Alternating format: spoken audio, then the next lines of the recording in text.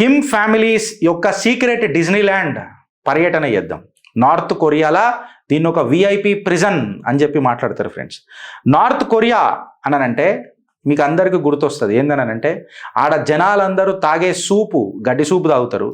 కాకపోతే పంచభక్ష పరమాణాలు అంటారు కదా, జిమ్ ఉన్ మన జాంపండు ఫ్యామిలీకి అట్లనే ఉంటుంది.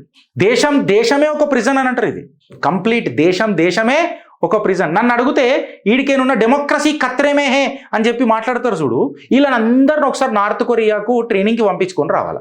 డెమోక్రసీ అంటే ఎట్లుంటుందో చూపిస్తారు. కొరియా క్రసీ చూపించి రావాలి ఇలా కసి. అప్పుడే కానీ వీళ్ళు డెమోక్రసీ కత్రేమే, ఫ్రీడమ్ ఆఫ్ స్పీచ్ మాకు లేదు. ఇట్లా చీరి చింతపండు పెట్టి ఒకటి ఇట్లా వేసి పంపుతారు జరాసందును చీరినట్టు నార్త్ కొరియాలో.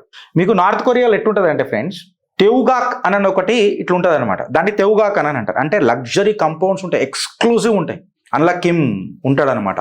కిమ్ ఏడదాకా ఉంటాడు అని అంటే కిమ్ డిఎన్ఏ వంచుకున్న కిమ్లే అంటే సంతానమే ఎంటర్ కాలేరు. అదేంది గిరీష్ అన్నట్టు అట్లా ఉంటారు మరి.